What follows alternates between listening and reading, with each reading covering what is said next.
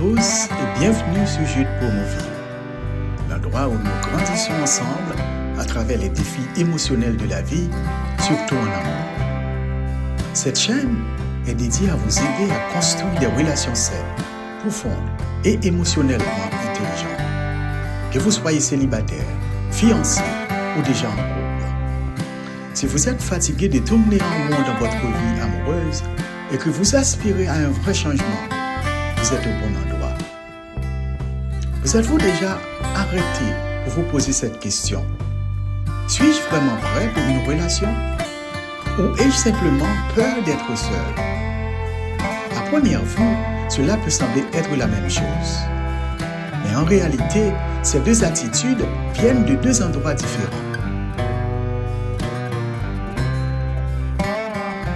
L'un de la confiance et de la connexion, l'autre de la peur et du vide.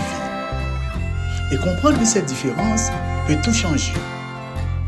Soyons honnêtes, être seul peut faire peur. Pas seulement être seul dans la maison, mais aussi se sentir seul dans le cœur. Cependant, il y a une grande différence entre être seul et se sentir seul. Quand on a peur d'être seul, on se précipite souvent dans des relations qui ne sont pas faites pour nous. Non pas parce qu'on est prêt à donner, mais parce qu'on est désespéré de recevoir. On s'accroche à quelqu'un, à n'importe qui, juste pour ne pas avoir à rester seul avec soi-même. Et au final, on se perd quand même. Alors, comment savoir si l'on choisit l'amour par peur? Voici quelques signes. Vous vous sentez anxieux ou incomplet lorsque vous êtes célibataire.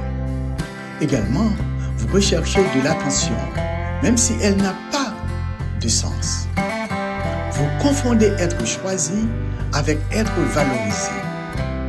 En fait, quand on a peur d'être seul, l'amour devient une performance, pas un partenariat.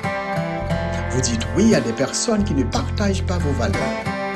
Vous ignorez les signaux d'alerte juste pour éviter des moments silencieux.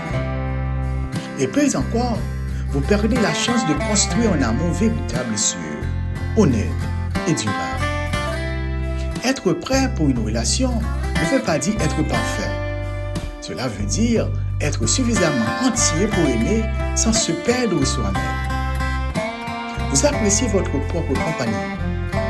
Vous avez travaillé sur votre passé, pas parfaitement, mais avec intention. Vous connaissez vos besoins, pas seulement vos envies. Et vous ne cherchez pas à fuir votre vie, vous cherchez à la partager. En fait, quand vous êtes prêt, l'amour devient une extension de votre croissance, pas un pansement sur vos blessures. Alors, que faire si vous réalisez que vous n'étiez peut-être pas prêt?